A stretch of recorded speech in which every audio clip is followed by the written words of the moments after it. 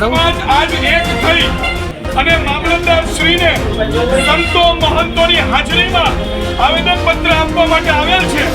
સાવરકુંડલામાં ધાર્મિક દબાણોના મુદ્દા સામે હિન્દુ સમાજનો વિરોધ। સાવરકુંડલા શહેર સજ્જડ બંધ કરી વિરોધ દર્શાવવામાં આવ્યો હતો। સાવરકુંડલા શહેરમાં ગત દિવસથી ધાર્મિક દબાણોનો મુદ્દો ચર્ચાસ્પદ બન્યો છે। શહેરના તંત્ર દ્વારા 36 ધાર્મિક દબાણો દૂર કરવાની નોટિસ આપવામાં આવી છે, જેમાં દેવી દેવતાઓના મંદિરો અને અન્ય ધાર્મિક સ્થાનોનો પણ સમાવેશ થાય છે। આ નોટિસનો વિરોધ કરતા સાવરકુંડલાના હિન્દુ સમાજ અને વેપારી સંગઠનો દ્વારા સાવરકુંડલા શહેર સજ્જડ બંધ કરી વિરોધ દર્શાવવામાં આવ્યો હતો। આ વિરોધ પ્રદર્શન દરમિયાન હિન્દુ સમાજના લોકોએ મામલતદારને આવેદનપત્ર આપી અને તમામ હિન્દુ મંદિર ન તોડવા માંગ કરવામાં આવી હતી।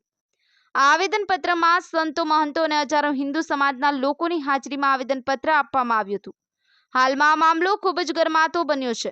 સંવાદદાતા પ્રતાપવાળા, ન્યૂઝ 9 ગુજરાતી, અમરેલી। ગત તારીખ 17 ના રોજ સાવરકુંડલાના વિવિધ 34 હિન્દુ મંદિરોના જે પૌરાણિક મંદિરો છે એને તંત્ર દ્વારા નોટિસ આપવામાં આવી હતી, જેના વિરોધની અંદર સમસ્ત હિન્દુ સમાજની અંદર એક ભારે રોષ હતો।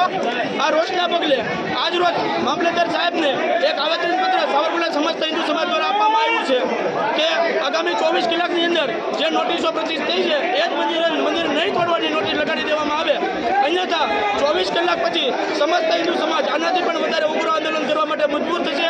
એટલે તંત્રને આ તકે વિનંતી કરીએ છીએ કે આ મંદિરો તોડવાની જે નોટિસ અમારા 150 વર્ષ જૂના મંદિરો છે એને તોડવાની નોટિસ આપી હતી, ગેરવ્યાજબી છે। અમારા સંતોમાં પણ ખૂબ રોષ છે, સમસ્ત હિન્દુ સમાજ ખૂબ રોષમાં છે। આની લાગણીને માગણી સમજી અને છેલ્લી તક આપી 24 કલાકમાં પાછું લઈ લેજો। જય શ્રી રામ।